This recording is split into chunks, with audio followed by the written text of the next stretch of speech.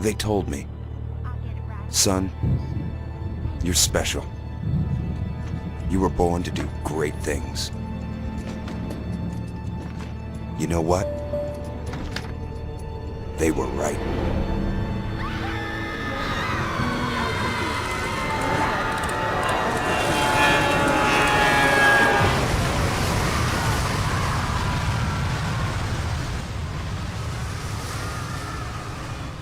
This is all we know.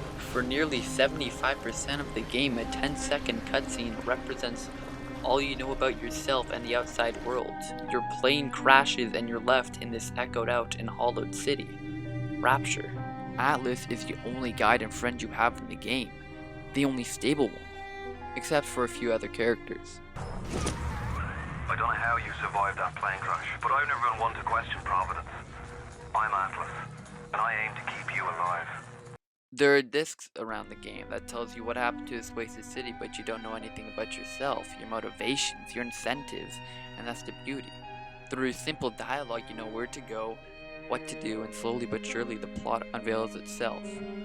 This, my friend, is BioShock, and if there's something really different from this game than any other, it's definitely the atmosphere.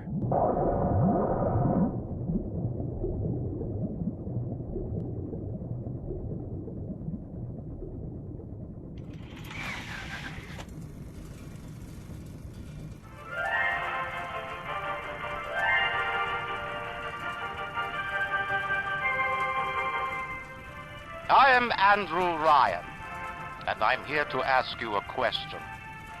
Is a man not entitled to the sweat of his brow? No, says the man in Washington, it belongs to the poor. No, says the man in the Vatican, it belongs to God.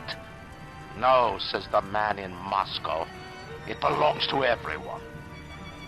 I rejected those answers. Instead, I chose something different. I chose the impossible.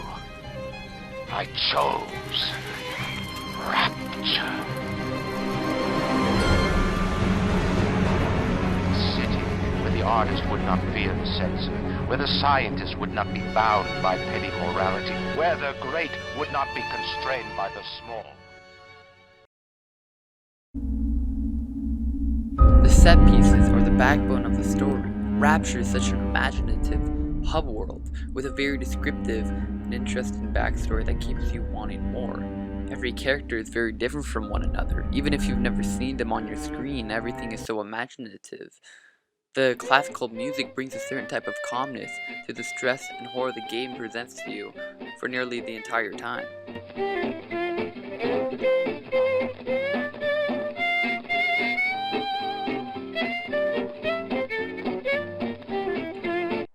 There are these things called the Big Daddies that protect little girls.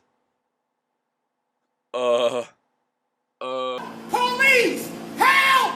Police! Help! Help! Using a drug named Eve, your hand can transform into different things like lightning, fire, a beast. Unleash insects against groups of enemies. Attack lots of enemies at the same time.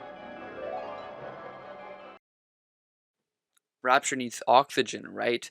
Because, you know, it's like underwater. No! Say you swear to fucking God, bro. So there's this time where you just wander around this place full of trees and nature. And it's amazing. There's not a lot of innovation, but there's nothing really wrong with the game. The gameplay is enjoyable, the atmosphere is beautiful, and most importantly, the game is fun. In BioShock, when you think to yourself, things can't possibly get worse, they somehow do. Everything is able to go to shit, and that's where BioShock stands out. Nothing is taken for granted. It's able to make your heart go pumping, it's able to get you on the edge of your seat, and there's a notorious and legendary plot twist. And well, I think you have to witness that for yourself.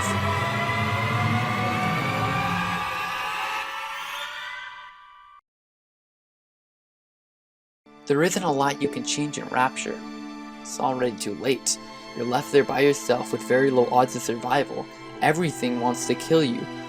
But there's a sense of warmth along the journey, a spark of light through all the darkness, a glimpse of hope. And with what little change you make determines the fate of this underwater city forever. And you're left with the game BioShock.